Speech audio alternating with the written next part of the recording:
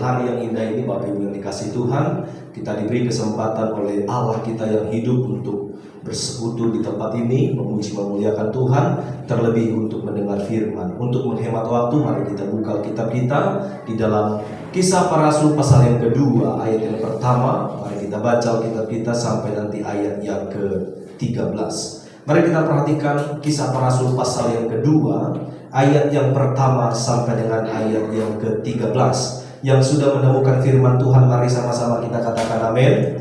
Mari kita baca bersama-sama secara bergantian. Saya baca ayat yang ganjil, Bapak Ibu Saudara yang dikasih Tuhan, ayat yang genap, dan di ayat 13 nanti kita akhiri bersama-sama. Demikian firman Tuhan dalam Kisah Para Rasul 2 ayat yang pertama. Ketika tiba hari Pentakosta, semua orang percaya berkumpul di satu tempat. Tiba-tiba turunlah dari mana ada bunyi seperti tumpahan angin keras memenuhi seluruh rumah di mana mereka duduk. Dan tampaklah kepada mereka lidah-lidah seperti nyala api yang bertebaran dan hingga pada mereka masing-masing. Maka turunlah mereka dengan Roh Kudus, lalu mereka menggali kata-kata dan bahasa lain seperti yang diberikan oleh Roh itu kepada mereka untuk mengatakannya. Waktu itu di Yerusalem diam orang-orang Yahudi yang saleh dari segala bangsa di bawah kolong langit. Ketika bunyi itu berkerumunlah orang banyak, mereka bingung karena mereka masing-masing mendengar rasul itu berkata-kata dalam bahasa mereka sendiri. Mereka semua tercengang-cengang dan heran lalu berkata, "Bukankah mereka semua yang berkata-kata itu orang Galilea? Bagaimana mungkin kita masing-masing mendengar mereka berkata-kata dalam bahasa kita sendiri, yaitu bahasa yang kita pakai di negeri asal kita. Kita orang Partia, Media, Elam, penduduk Mesopotamia, Yudea, Kapadokia, Pontus, dan Asia, Frigia dan Pamfilia, Mesir dan daerah-daerah Lidia yang berdekatan dengan Kirene, pendatang-pendatang dari Roma, baik orang Yahudi maupun penganut agama Yahudi, orang Kreta dan orang Arab. Kita mendengar mereka berkata-kata dalam bahasa kita sendiri tentang perbuatan-perbuatan besar yang dilakukan Allah." mereka semuanya tercengang-cengang dan sangat termangu-mangu sambil berkata seorang kepada yang lain, "Apakah artinya ini?" Bersama-sama 2-3 ya. Tetapi orang lain menyindir, mereka sedang mabuk anggur manis. Katakan amin. Nah, Bapak Ibu Saudara, sebagaimana yang sudah saya sampaikan di dalam grup WA grup kita, ya.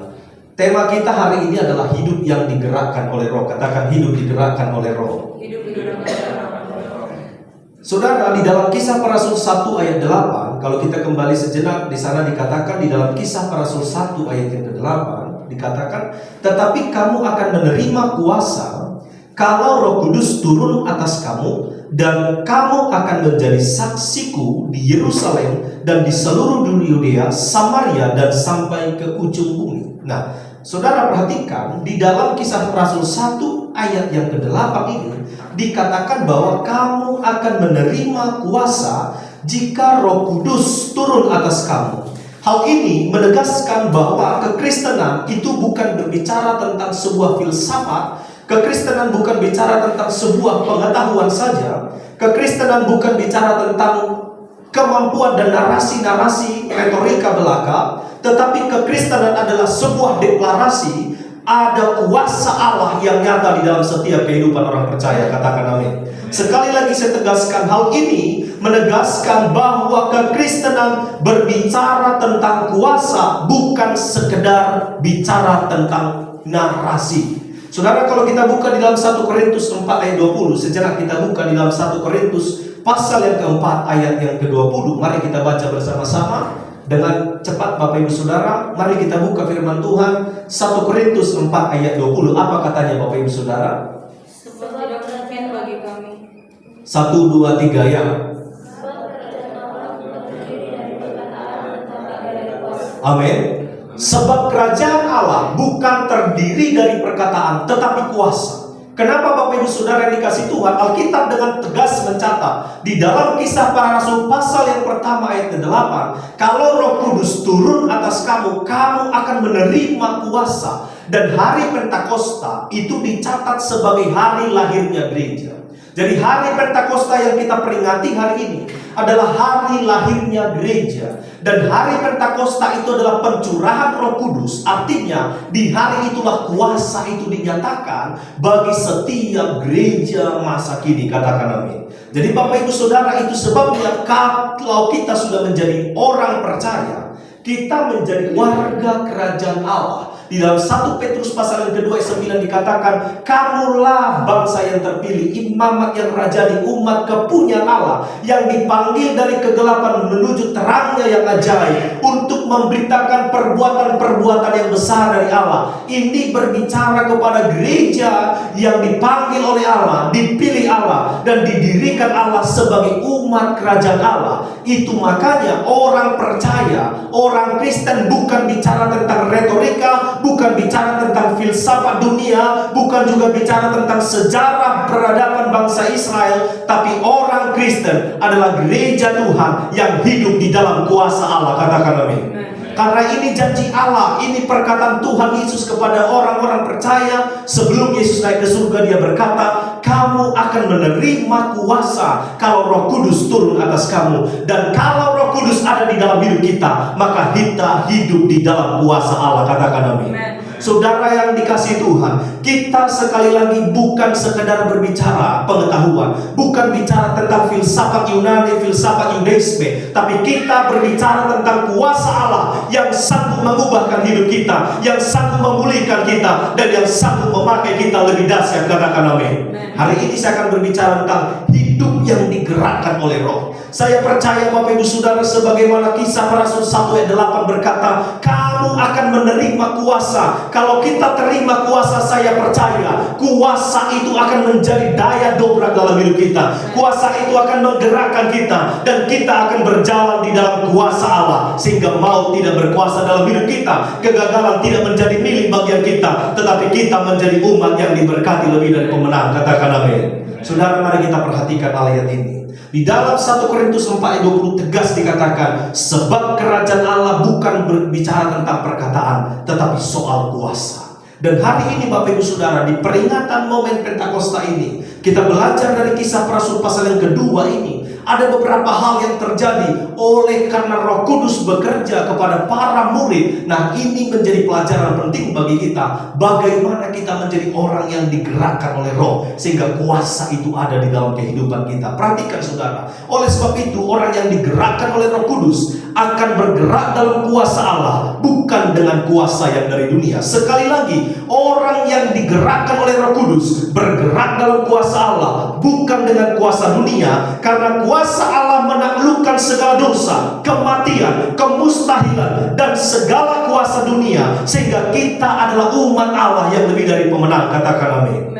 Saudara, inilah menjadi keunggulan kita. Inilah hal yang harus kita syukuri. Itu makanya Bapak Ibu dikasih Tuhan, dari zaman gereja mula-mula ada banyak nyawa yang melayang dikorbankan karena martir. Bapak Ibu Saudara, ada banyak penyiksaan bagi gereja, ada banyak intimidasi, ada banyak tekanan. Bahkan Rasul Paulus yang kemudian menjadi penginjil terbesar, salah satu dari orang yang menganiaya orang-orang percaya. Tetapi sampai hari ini Bapak Ibu Saudara, di mana-mana terjadi penolakan terhadap pembangunan gereja, di mana-mana terjadi penolakan terhadap persekutuan. Baru-baru ini ada orang berdoa di satu kos-kosan dibubarkan oleh seorang oknum ASN. Tetapi saudara tahu, sampai 2024 ini gereja eksis bukan karena pertolongan dunia, tapi karena kuasa Roh Kudus itu sungguh nyata mengalahkan segala sesuatu. Katakan, saudara, mari kita lihat. Kalau kuasa itu sudah menggerakkan kita, ada hal luar biasa yang terjadi dalam hidup kita. Kita akan lihat nanti di dalam Kisah. Tapi sebelum sampai di sana, saya sampaikan dulu Bapak Ibu Saudara pengantar. Di dalam Kisah Para Rasul 2 ayat 1 ini dikatakan bahwa semua orang percaya yang menerima kepenuhan Roh Kudus berkumpul di satu tempat. Mereka berkumpul bukan sekedar berkumpul. Kalau kita lihat dalam Kisah Rasul 1 ayat 14, mari kita perhatikan sejenak. Dalam Kisah Rasul 1 ayat 14 dikatakan dengan jelas di sana, apa katanya Bapak Ibu Saudara? 2-3 ya. Mereka semua bertekun dengan sehati dalam doa bersama-sama dengan beberapa perempuan serta Maria ibu Yesus dan dengan saudara-saudara Yesus. Nah, saudara perhatikan, di ayat pertama dikatakan mereka berkumpul di satu tempat. Tetapi perkumpulan mereka bukan perkumpulan sekedar berkumpul, bukan sekedar berbicara satu sama lain, bukan sekedar bertemu, tetapi ada satu hal yang mereka lakukan, ada satu hal yang mereka kerjakan, yaitu mereka bertekun dengan sehati di dalam doa. Nah, dalam sehati dan dalam pertekunan mereka berdoa ini, Allah menggenapi janjinya. Allah menggenapi apa yang dia sudah sampaikan, yaitu pepenuhan Roh Kudus, kepenuhan Roh Kudus. Nah, perhatikan, di dalam Kisah Rasul 1:14, mereka berkumpul dengan tekun dan sehati. Saudara yang dikasihi Tuhan, untuk dipenuhi Roh Kudus, kita butuh ketekunan dan kesehatian. Sebab Allah itu adalah Allah yang mencintai perdamaian dan kesatuan. Maka Tuhan tidak akan pernah menyatakan lawatannya ketika gereja tidak bersatu. Oleh karena itu Bapak Ibu Saudara, yang pertama, kalau kita mau hidup di dalam kuasa Roh itu, digerakkan Roh, kita harus memelihara api kesatuan. Katakan amin. Kita harus memelihara api kesatuan. Ketemu sesama pemuda, jangan menggosip satu sama lain. Ketemu sesama hamba-hamba Tuhan, mari bicara tentang visi, mari bicara tentang api penginjilan, mari bicara tentang kuasa Allah. Ketemu sesama orang gereja di tempat ini, jangan saling mencela satu sama lain, tapi mari saling menguatkan dan saling mendoakan. Katakan amin. Kalau kita rindu melihat lawatan itu terjadi di gereja kita, pelayanan kita digerakkan oleh Roh Kudus, mari belajar dari gereja mula-mula. Mereka berkumpul dengan satu hati dan bertekun di dalam doa. Ketekunan ini saya pelajari ada dua hal. Mengapa mereka bertekun? Yang pertama, mereka melakukan apa yang diperintahkan Tuhan Yesus sebagai bentuk ketaatan mereka. Nah, kalau kita kembali sejarahnya, sekilas di dalam Kisah Para Rasul 1 ayat 4-5, di sana Yesus melarang mereka untuk meninggalkan Yerusalem.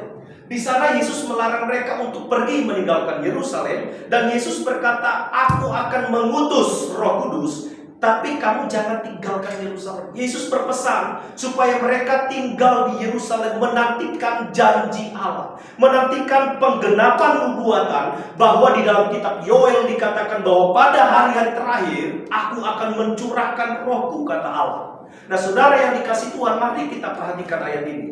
Nah, mereka melakukan ini sebagai bentuk ketaatan atas perintah Yesus. Nah, yang kedua, mengapa mereka berkumpul? Mereka berkumpul juga sebagai bentuk ekspresi bahwa mereka rindu akan kehadiran Roh Kudus. Hal ini menegaskan, saudara yang dikasihi Tuhan, bahwa ketaatan kita kepada firman Tuhan dan kerinduan kita akan pribadi Roh Kudus adalah hal mutlak untuk menerima kepenuhan Roh Kudus.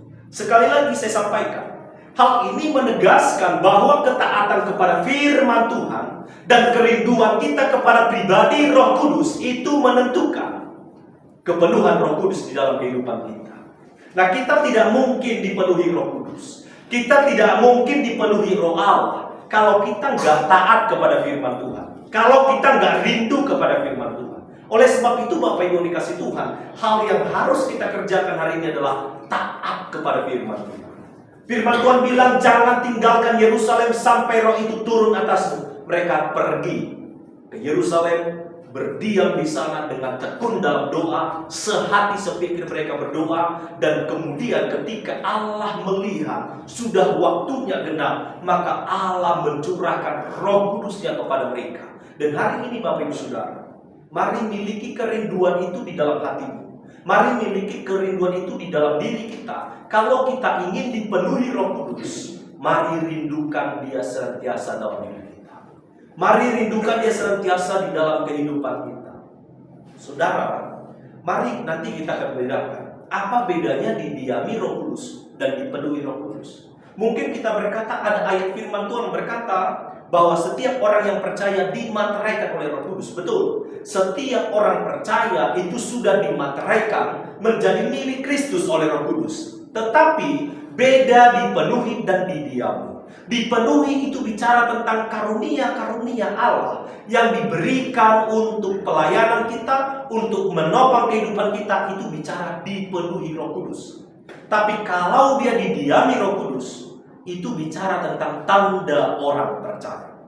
Orang percaya didiami Roh Kudus, itu Alkitab mengajar, dimateraikan oleh Roh Kudus menjadi milik Kristus. Tapi milik Kristus itu perlu diperlengkapi, perlu dipenuhi, supaya dia bisa mengerjakan pelayanan yang dipercayakan menggunakan karunia dari Allah. Nah, oleh karena itu Bapak Ibu, kita kembali ke tema kita. Tema kita adalah hidup yang digerakkan oleh Roh. Perhatikan saudara, setelah Roh Kudus turun atas orang-orang percaya pada waktu itu, mereka berkata-kata di dalam bahasa-bahasa lain. Kisah para Rasul 2 ayat 4. Mereka berbicara di dalam bahasa-bahasa yang lain. Ini merupakan tanda awal dipenuhi oleh Roh Kudus. Dan doktrin orang Pentakosta mengatakan bahwa tanda-tanda orang dipenuhi Roh Kudus adalah berbicara di dalam bahasa Roh. Saudara yang dikasih Tuhan, hari ini saya tidak akan menjadi hamba Tuhan yang menghakimi kita.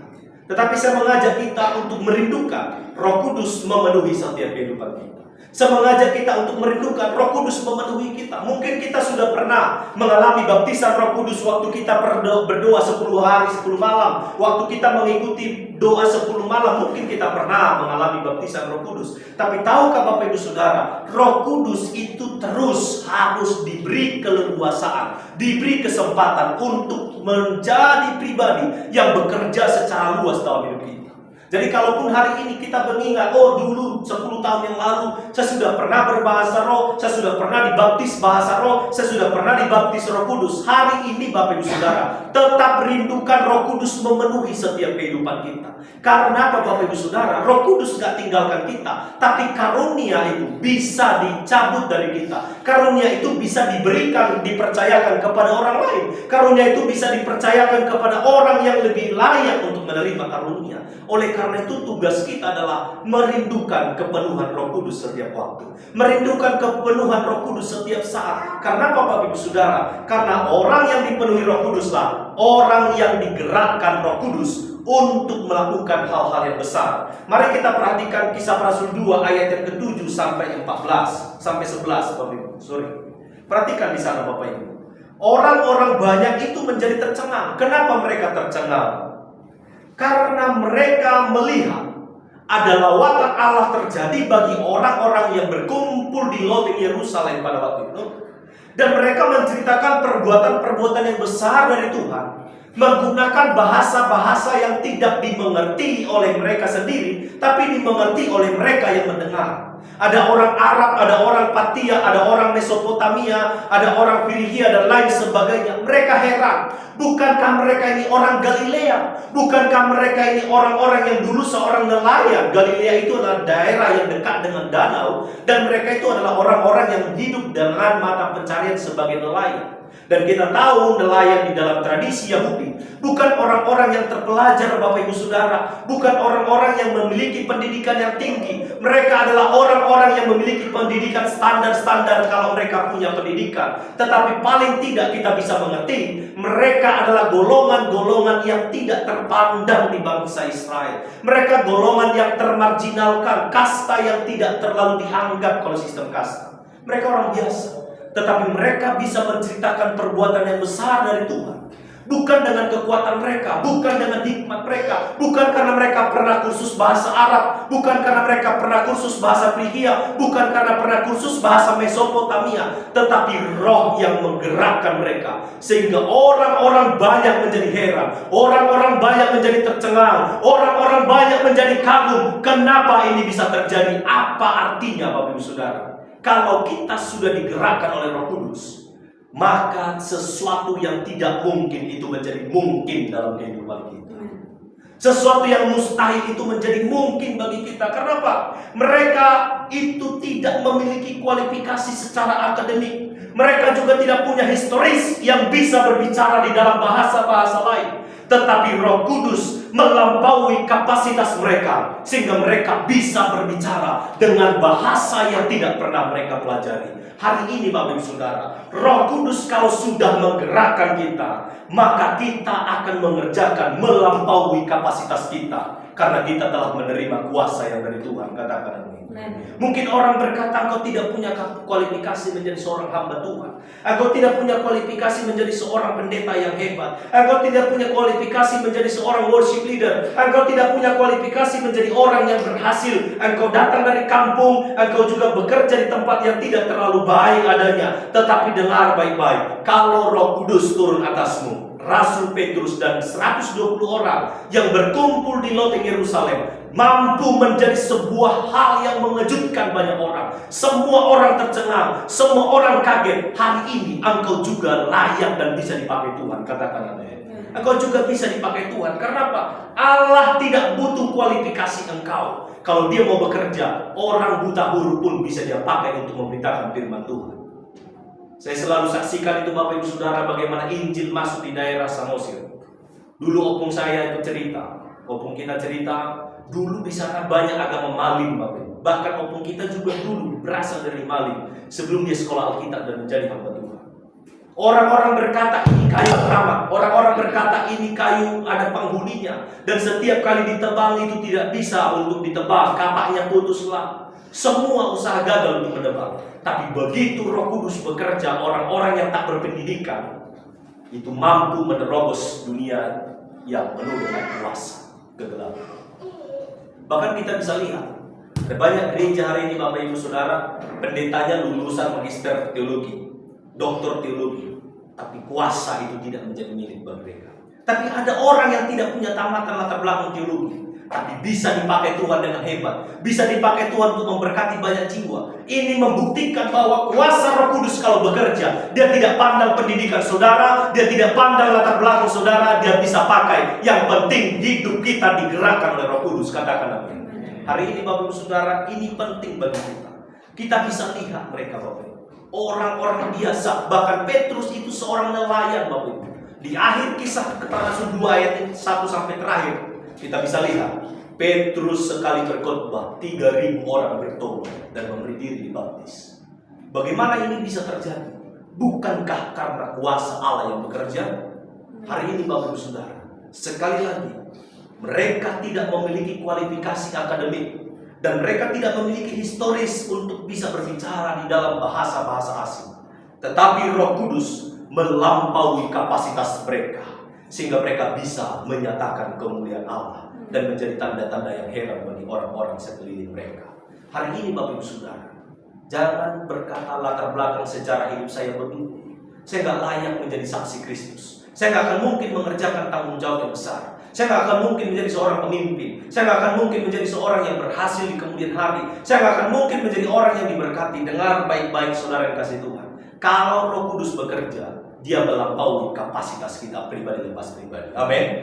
Dia akan menggerakkan kita. Kenapa? Roh Kudus yang menggerakkan kita. Bukan lagi hikmat kita, bukan lagi kuasa yang ada pada kita. Daging kita ini lemah. Tapi kalau Roh Kudus bekerja, kelemahan kita dipakai Tuhan untuk menyatakan kemuliaan Tuhan. Katakan amin. Nah saudara, saya akan singkat. Perhatikan di ayat 14 sampai 41 ini saudara. Rasul Petrus kemudian berdiri di sana. Kenapa Rasul Petrus berdiri? Karena di ayat 13 ada orang berkata mereka ini mabuk anggur. Dan kita tahu di dalam penjelasan ini Rasul Petrus bilang itu masih jam 9 pagi. Artinya itu masih pagi-pagi betul. Orang bilang mereka sudah mabuk anggur. Dengar baik-baik. Rasul Petrus berdiri menyatakan kebenaran yang mengubahkan 3.000 jiwa dan memberi diri dibaptis lalu percaya. Ini merupakan karya Allah yang luar biasa dalam diri Rasul Petrus. Yang pertama, kita pahami Rasul Petrus ini saudara adalah tipe orang yang spontanitas. Dia ini orang yang responnya itu cepat gitu. Dia orang yang tipe orang yang merespon segala sesuatu dengan cepat. Waktu Yesus berjalan di atas air, dia orang yang minta, kalau engkau adalah Yesus, suruhlah aku berjalan di atas air. Waktu Yesus mau ditangkap, dia yang ambil pedang lalu hunus itu prajurit. Apa banyak sekali inisiatif yang diambil oleh Rasul Petrus. Dan hari ini Bapak Ibu Saudara, Rasul Petrus juga berdiri mengambil inisiatif menyatakan bahwa mereka bukan mabuk anggur, tapi mereka sedang dipenuhi Roh Kudus, menggenapi Yoel pasal yang kedua. Nah saudara yang dikasih Tuhan, kenapa dia bisa berdiri? Kita lihat sebelumnya. Rasul Petrus ini, sekalipun dia adalah orang yang sangat cepat responnya, tapi dia adalah orang yang punya tipe penakut. Ada orang bilang dia pengecut. Waktu dia ditanya bocil, bocah cilik, anak kecil yang tanya, kau kan termasuk golongan mereka. Waktu Yesus ditangkap, dia bilang apa kepada anak kecil ini? Apa kau bilang? Aku nggak kenal dia. Lalu kemudian seorang perempuan bertanya lagi, kau kan bukankah engkau bagian dari mereka? Dia bilang apa? Enggak, aku nggak kenal dia. Dengar, sama anak-anak kecil pun dia takut mengaku dia pengikut Kristus. Pada waktu Yesus ditangkap, dia menjadi orang yang ikut mengkhianati Tuhan Yesus. Dia menyangkal imannya. Tapi dengar baik-baik saudara, kenapa dia kemudian bisa berdiri dengan teguh dan berkata kami tidak mabuk anggur, tapi kami sedang dipenuhi Roh Kudus seperti yang dijanjikan oleh para nabi di dalam kitab Yoel pasal 10. Kenapa Bapak Ibu Saudara? Karena Roh Kudus telah turun atas Petrus, maka dia yang dahulu seorang pengecut, seorang penakut, dipakai Tuhan, diubah Tuhan menjadi seorang yang gagah berani. Bukan hanya sekedar gagah berani, tapi dia juga punya pengetahuan yang dalam tentang firman Tuhan. Karena ada orang Bapak Ibu Saudara gagah berani, tapi kemampuan berpikirnya tidak sesuai dengan nyalinya. Ada orang bernyali kan, tapi dia nggak punya kemampuan berpikir seperti nyali. Maka ujungnya dipermalukan. Ada orang berani dia tampil di depan, tapi kapasitasnya tidak sesuai dengan kemampuan dia untuk tampil, maka dia menjadi dipermalukan. Banyak orang pengen berdebat, pengen menyampaikan aspirasi, tapi kosong isinya. Dia dipermalukan Bapak Ibu Saudara. Kopimu kurang kental, kamu terlalu perjalananmu terlalu pendek kata orang kan. Tapi Rasul Petrus Bapak Ibu, dia bukan hanya sekedar berani tampil, tapi tiba-tiba dia mengerti dengan sangat jauh penggenapan dari kitab para nabi ternyata digenapi hari ini. Artinya Bapak Ibu Saudara, kalau Roh Kudus sudah menggerakkan kehidupan kita, kuasa itu ada bagi kita. Yang pertama, dia memampukan kita mengubahkan karakter kita. Yang dulu kita pengecut, yang dulu kita pecundang, yang dulu kita penakut, yang dulu kita orang yang gagal, bisa dipakai Tuhan menjadi orang yang gagah perkasa, menjadi orang yang berani tampil. Tetapi bukan hanya sekedar tampil, dia juga memperlengkapi kita dengan pengetahuan yang luar biasa. Katakan amin. Itu maka Yesus bilang apa? Janganlah kau takut akan apapun juga yang engkau akan sampaikan, sebab Roh itu sendiri yang akan menyatakannya kepadamu. Roh Kudus menggerakkan Petrus, sehingga Petrus mengerti rahasia Allah. Petrus mengerti bahwa ini adalah masanya penggenapan nubuatan yang disampaikan para nabi. Hari ini Bapak Ibu Saudara, mungkin kita nggak punya pengetahuan yang dalam tentang firman Tuhan.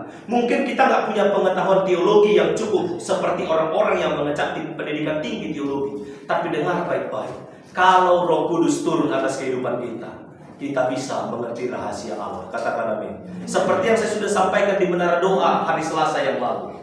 Di dalam kitab Yohanes pasal yang ke-16, itu dikatakan bahwa orang yang dipenuhi Roh Kudus punya 3 karakter. Yang pertama, dia mengerti kebenaran secara utuh. Mari kita perhatikan sebentar Bapak Ibu Saudara. Dalam kitab Yohanes pasal yang ke-16. Mari perhatikan kitab Yohanes pasal yang ke-16. Di dalam ayat ini Bapak Ibu Saudara jelas dikatakan bahwa kalau Roh Kudus itu turun atas kita, maka kita akan mengerti kebenaran secara utuh. Amin. Yang sudah menemukan firman Tuhan, mari kita perhatikan dalam Yohanes pasal yang ke-16 di dalam ayat yang ke-13. Mari kita perhatikan 1, 2, 3 ya. Tetapi apabila Ia datang, yaitu Roh kebenaran, Ia akan memimpin kamu ke dalam seluruh kebenaran, sebab Ia tidak akan berkata-kata dari dirinya sendiri, tetapi segala sesuatu yang didengarnya itulah yang dikatakannya. Dan Ia akan memberitakan kepadamu hal-hal yang akan datang. Ayat 14. Ia akan memuliakan aku, sebab Ia akan memberitakan kepadamu apa yang diterimanya daripadaku. Amin. Saudara, perhatikan baik-baik. Ayat 13, ayat 14 ini mengandung 3 berkat bagi orang yang dipenuhi Roh Kudus. Yang pertama, dia mengerti seluruh kebenaran. bukan sebagian kebenaran. Ayat 13 berkata, ia memimpin kamu ke dalam seluruh kebenaran. Orang yang digerakkan oleh Roh Kudus, dia mengerti kebenaran, bukan secara parsial, bukan secara sebagian, tetapi secara keseluruhan. Karena Roh Kudus adalah roh kebenaran. Kalau Roh Kudus menggerakkan kita, kita mengerti kebenaran. Dan itulah yang terjadi kepada Rasul Petrus. Waktu Petrus berdiri, Roh Kudus mengajar Petrus seluruh kebenaran, sehingga apa yang tak pernah mungkin timbul di pikirannya, yang mungkin tak pernah dia pikirkan sebelumnya. Kenapa saya bilang ini gak dipikirkan sebelumnya? Di dalam Kisah Rasul 1 itu dengan jelas, sebelum Yesus naik ke surga, mereka masih mengira Yesus akan mendirikan kerajaan Israel secara politis. Tapi waktu Roh Kudus turun, pikiran mereka berubah.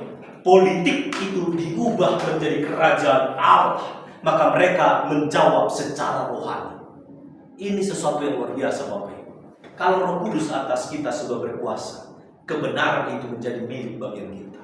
Nah, yang kedua, Bapak Ibu, berkat yang kita lihat di dalam Yohanes 16 ini, kalau ia sudah memenuhi kita, dikatakan di sini, ia akan memberitakan kepadamu hal-hal yang akan datang. Ada pewahyuan, ada rahasia-rahasia yang mungkin kita nggak mengerti, yang mungkin kita nggak paham. Tapi Roh Kudus menguji setiap hati dan pikiran. Roh Kudus melampaui segala zaman. Dia adalah yang Alfa dan Omega, yang dulu dan selama-lamanya. Dia tidak pernah berubah. Dia tahu apa yang terjadi hari esok, dia tahu yang terjadi kemarin, dia tahu yang terjadi hari ini, dan yang akan datang dia tahu. Maka bagi orang yang dipenuhi Roh Kudus, diberi hikmat mengerti sesuatu yang akan terjadi.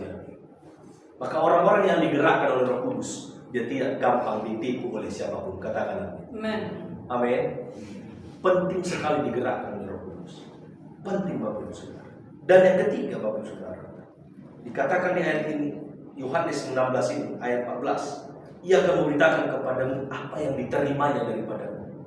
Yesus berkata Roh Kudus memberitakan kepada orang percaya apa yang diterima Roh Kudus dari Yesus. Artinya, orang yang digerakkan Roh Kudus, dia akan mengerti isi hati Tuhan.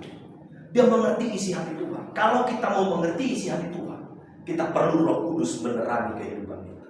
Kita perlu Roh Kudus menggerakkan hati kita. Karena apa? Allah itu transenden, Allah yang tidak bisa kita jangkau dengan pikiran kita. Tetapi dia hanya bisa kita jangkau, dia hanya bisa kita kenal sejauh mana dia memperkenalkan dirinya kepada kita. Dan oleh sebab itu kita masuk dalam persekutuan Roh Kudus, supaya dengan persekutuan dengan Roh Kudus kita semakin diajar mengenal Dia. Karena kita berkata Roh Kudus akan mengajar kita melakukan segala sesuatu yang berasal dari Tuhan. Saudara yang dikasihi Tuhan, ini pentingnya dipenuhi Roh Kudus. Nah, oleh karena itu saudara, Rasul Petrus bisa berdiri tegak menyampaikan kebenaran firman Tuhan, itu karena digerakkan oleh Roh Kudus. Kita juga bisa dipakai Tuhan dengan hikmat yang dari surga, melampaui apa yang kita pikirkan kalau Roh Kudus turun atas kehidupan kita. Nah, yang kedua, saudara, perubahan Petrus ini, kita lihat Petrus bukan hanya sekedar berbicara, tetapi perkataan Petrus menjadi perkataan yang punya kuasa. Itu dibuktikan ketika Petrus berkata, bertobatlah dan berilah dirimu dibaptis. 3.000 orang menyerahkan diri untuk percaya kepada Yesus. Ini berbicara tentang apa? Seorang nelayan yang waktu Yesus ditangkap, dia berlari meninggalkan Yesus. Suatu anak-anak berkata, engkau adalah pengikut Yesus. Dia bilang, aku tidak kenal dia. Seorang perempuan berkata, engkau adalah pengikut Yesus. Dia bilang, apa yang kau katakan? Aku tidak mengenal dia. Saudara tahu, anak-anak di dalam tradisi Yahudi, anak-anak dalam tradisi adat Yahudi, bukan orang yang dianggap, kalau dia belum akil balik, dia nggak punya hak suara, Bapak. Tapi Petrus takut kepada bocah ini, perempuan juga, Bapak. Dia takut, Bapak. Tapi kemudian dia dengan berani berkata, bertobatlah dan berilah dirimu dibaptis. Bukankah ini sesuatu perubahan yang dahsyat dan radikal dalam hidup Petrus? Dia bukan hanya sekedar berseru, dia bukan hanya sekedar berbicara, tetapi perkataan Petrus penuh wibawa, penuh kuasa yang sanggup mengubahkan, yang sanggup memulihkan, sehingga 3.000 orang bertobat sekali Petrus berkhotbah. Ini juga bisa terjadi hari ini. Perkataan kita menjadi perkataan yang berkuasa. Perkataan kita menjadi perkataan yang punya power, yang punya wibawa kalau Roh Kudus turun atas kehidupan kita. Katakan amin. Itu maka Yesus berkata, jadilah seperti perkataan. Karena orang-orang percaya dipenuhi oleh Roh Kudus, perkataannya berkuasa. Maka hari ini Bapak Ibu Saudara, perkatakan kuasa Allah dalam hidup kita. Perkatakan kuasa Allah dalam hidup kita. Allah kita terlebih besar dari segala sesuatu. Allah kita terlalu besar daripada persoalan yang kita hadapi hari ini. Mungkin engkau sedang mengalami kegalauan, apapun yang terjadi dalam hidupmu. Orang yang digerakkan oleh Roh Kudus berkata, aku punya kuasa yang sanggup menaklukkan itu semua. Katakan amin. Saudara punya kuasa, katakan aku punya kuasa. Hari ini saudara, ini momen Pentakosta. Jangan biarkan berlalu saudara yang dikasih Tuhan. Saudara harus dipenuhi Roh Kudus. Saudara harus minta kepada Tuhan dengan kerinduan yang terdalam dalam hatimu. Karena kita perlu Roh Kudus. Kalau kita digerakkan Roh Kudus, perkataan kita berkuasa. Kita bisa membangun semangat orang lain. Kita bisa memulihkan hati yang terluka. Kita bisa membangkitkan semangat orang yang telah pudar. Karena kuasa itu menjadi milik bagian kita. Katakan amin. Dan oleh sebab itu saudara, kita sebagai orang percaya harus rindu menerima kuasa melalui kepenuhan Roh Kudus. Dan apabila kita dipenuhi Roh Kudus, saya akan persingkat di sini Bapak Ibu, maka kita akan digerakkan Roh Kudus. Orang yang digerakkan Roh Kudus, saya simpulkan, yang pertama hidup dalam kuasa Allah. Orang yang digerakkan Roh Kudus, seperti yang sudah kita baca, mereka hidup dalam kuasa Allah. Saya sampaikan di komsel kemarin, kenaikan Yesus ke surga. Yesus bilang di dalam kitab Yohanes, adalah lebih baik bagimu pergi supaya ia turun atas. Kenaikan Yesus ke surga adalah pertanda awal satu masa bagi dunia. Itu awal masa, musim yang baru. Musim yang baru apa bagi saudara? Musim di mana Roh Allah bekerja tanpa batas. Musim di mana Roh Allah bekerja tanpa batas. Waktu Yesus masih di bumi, Dia membatasi dirinya dengan tubuh manusiawi. Tapi waktu Yesus naik ke surga, maka Yesus mencurahkan Roh-Nya. Maka Roh Allah bekerja tanpa batas. Di mana saja orang percaya berkumpul, di situ Dia hadir. Di mana saja orang berkumpul demi nama Yesus, di situ Dia bekerja. Di mana saja orang berkumpul demi nama Yesus, di situ Dia nyatakan kemuliaannya. Karena kenaikan Yesus ke surga adalah satu pertanda musim yang baru. Musim di mana lawatan Allah bekerja di mana-mana. Lawatan Allah bekerja tanpa batas. Dan kuasa itu dicurahkan bagi setiap orang percaya. Maka orang yang digerakkan Roh Kudus, yang pertama dia hidup dalam kuasa Allah. Kita berjalan di dalam dunia yang fana ini. Kita berjalan di dalam tekanan dunia yang berat hari ini. Tetapi Bapak Ibu tidak perlu takut. Sebagaimana Yesus berkata di dalam Yohanes pasal yang ke-16, janganlah takut dan janganlah gelisah. Aku tidak meninggalkan engkau sebagai yatim piatu. Karena kita sudah punya kuasa yang dapat menaklukkan segala sesuatu. Katakan amin. Hari ini tinggal kita percaya atau tidak. Hari ini tinggal kita yakin apa enggak. Persoalannya hari ini kita mau atau tidak. Percayakah kita atau tidak? Percayakah kita atau tidak? Sorry Bapak. Apakah kita percaya atau tidak? Nah yang kedua, saya simpulkan orang yang digerakkan Roh Kudus menjadi tanda-tanda yang heran. Seperti orang-orang Galilea. Membuat orang-orang kagum. Membuat orang-orang terkenal, terheran-heran. Demikian juga kita.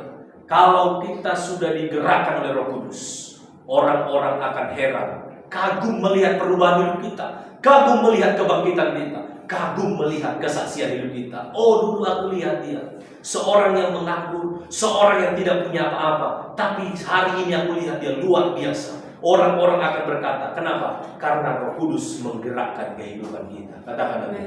Dalam bahasa Yunani, kuasa itu adalah dinamis, sesuatu yang terus-menerus bergerak. Dan kalau itu dinamis dalam hidup kita, artinya kita terus digerakkan, bergerak terus, bergerak. Jadi Roh Kudus itu nggak pasif dalam hidup kita. Itu maka kita perlu dipenuhi Roh Kudus. Semakin banyak kita dipenuhi Roh Kudus, semakin banyak kuasa yang kita terima dalam hidup kita. Oleh karena itu mari rindukan orang yang digerakkan Roh Kudus menjadi tanda-tanda heran bagi dunia ini. Maukah kita dipakai Tuhan menjadi keajaiban di tengah-tengah masyarakat? Maukah kita dipakai Tuhan menjadi tanda-tanda ajaib di tengah keluarga kita? Maukah kita dipakai Tuhan menjadi tanda-tanda ajaib di tengah bangsa dan negara kita? Saudara, Alkitab mencatat Allah bisa menggunakan orang-orang bodoh di dunia ini untuk mempermalukan orang-orang pintar di dunia ini. Orang bisa pakai orang-orang paling lemah di dunia ini menjadi orang-orang yang mempermalukan orang-orang kuat di bumi ini. Tergantung kita terima atau tidak kuasa itu hari ini. Kalau saudara mau menerima itu, rindu dipenuhi Roh Kudus, dan Roh Kudus tercurah atas kehidupan kita, engkau menjadi tanda-tanda yang heran bagi orang-orang di sekelilingmu. Orang-orang akan memuliakan Tuhan melihat kelakuan hidup kita. Orang-orang akan memuliakan Tuhan melihat perubahan hidup kita. Yang dulu kita bukan siapa-siapa, sekarang kita menjadi orang-orang yang luar biasa. Katakan amin. Amin Bapak Ibu. Yang ketiga Bapak Ibu, orang yang digerakkan oleh Allah akan mengerjakan hal-hal yang ajaib oleh karena Allah bekerja di dalam kuasa Roh Kudus. Seperti Petrus yang dulu penjala ikan, sekarang sekali dia tabur firman Tuhan, menjala 3.000 jiwa.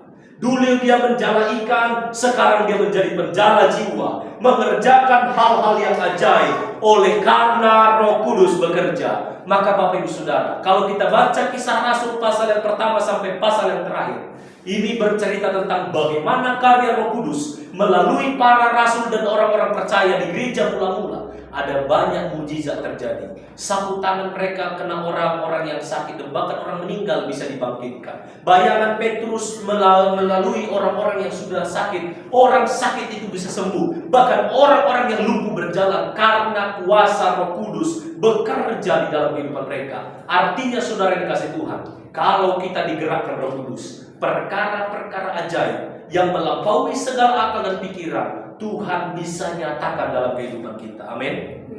Maka Paulus berkata, apa yang tak pernah kita pikirkan, tak pernah timbul dalam hati, Allah bisa kerjakan dalam kehidupan kita. Bagi orang-orang yang mengasihi Dia. Orang yang mengasihi Dia adalah orang yang digerakkan oleh Roh Kudus. Oleh karena itu saudara, saya tutup di sini. Marilah kita taat kepada perintah Tuhan. Karena di awal saya sampaikan, untuk dipenuhi Roh Kudus, mereka berangkat ke Yerusalem sebagai bentuk ketaatan mereka dan kerinduan mereka akan kuasa Roh Kudus. Maka marilah kita taat kepada firman Tuhan. Mari lakukan firman Tuhan dengan sepenuh hati. Dan mari rindukan Roh Kudus memenuhi kehidupan kita. Bertekunlah dalam doa, Roh Kudus dicurahkan atas kehidupan kita. Hari ini Bapak Ibu Saudara, saya mengajak kita semua, di akhir daripada firman Tuhan, saya sudah sampaikan bagaimana lawatan Allah bisa terjadi. Dan kalau Allah sudah melawat kita, betapa dahsyat luar biasa Dia bekerja. Tergantung kita hari ini. Maukah saudara dipakai Tuhan luar biasa? Maukah kita diubahkan Tuhan dengan hebat? Maukah kita diubahkan Tuhan dengan sungguh dahsyat? Petrus diubah Tuhan tanpa proses Bapak Saudara. Dia hanya terima dengan ketekunan dan ketaatan. Maka ketika Roh Kudus turun atas hidupnya, berubah secara total. Hari ini Tuhan juga mau mengubahkan kehidupan kita. Tuhan juga mau memakai kita dengan hebat. Tuhan juga mau memakai kita dengan dahsyat. Akan ada kesaksian-kesaksian yang hebat yang kita ceritakan dimanapun kita berada. Akan ada perkara-perkara yang besar yang kita kerjakan bersama dengan Tuhan. Sekali lagi, kekristenan bukan bicara tentang cerita, bukan bicara tentang filsafat dunia, bukan bicara tentang pengetahuan belaka, tapi kekristenan bicara tentang kuasa, dan hiduplah di dalam kuasa itu karena digerakkan oleh Roh Kudus. Katakan amin. Oleh karena itu Bapak Ibu, saya tutup di sini. Saya mengajak kita membandingkan kembali. Saya pernah teringat firman Tuhan berkata, apa yang membedakan Yesus dengan ahli Taurat? Ahli Taurat hafal itu Taurat dari perjanjian lama, semua dia hafal. Sampai turunannya dia hafal. Tapi ada satu hal yang membuat Yesus berbeda dari mereka. Yesus memberitakan firman Tuhan dengan kuasa yang dari Allah. Hari ini kita akan berbeda dari dunia. Hari ini dan seterusnya kita akan tampil beda dari dunia kalau Roh Kudus menguasai kehidupan kita. Dunia punya pengetahuan, dunia punya hikmah, dunia punya kemampuan, kekuatan, tapi kita akan melampaui itu semua kalau Roh Kudus turun atas kehidupan kita. Amin. Saudara, hari ini tak perlu ragu, tak perlu minder dalam hidup kita. Jangan berkata, aku cuma tamat SMA, aku cuma tamat SD. Itu pun dari kampung. Saya bukan orang yang berpendidikan tinggi. Saya bukan dari lulusan fakultas hukum, fakultas ekonomi dari universitas yang terkenal, universitas favorit. Saudara yang dikasih Tuhan, engkau punya Roh Kudus yang melampaui hikmat dunia ini. Terimalah kuasa itu hari ini. Terima dengan kesungguhan hati. Kalau Roh Kudus turun atas hidup kita, Keluarga-keluarga yang sederhana ini seperti orang-orang Galilea yang tak terpandang ini bisa menggemparkan seluruh dunia. Saudara tahu, yang digemparkan mereka bukan orang-orang Yahudi dan Yerusalem saja. Ada orang Arab, ada orang Partia, ada orang Filipina, ada orang Mesopotamia, ada orang-orang Mesir dan lain sebagainya. Kesaksian mereka melampaui batas-batas teritorial negara mereka. Kalau kita sudah dikuasai Roh Kudus, kesaksian kita takkan terbendung oleh apapun. Amin. Kita tak terbendung oleh apapun. Batas-batas teritorial tidak bisa membatasi kuasa Roh Kudus. Hari ini mungkin kita hanya menjadi saksi di tengah keluarga kita, tapi kita nggak menutup kemungkinan besok kita menjadi kesaksian sampai dimanapun kita berada. Katakan amin. Tuhan Yesus memberkati.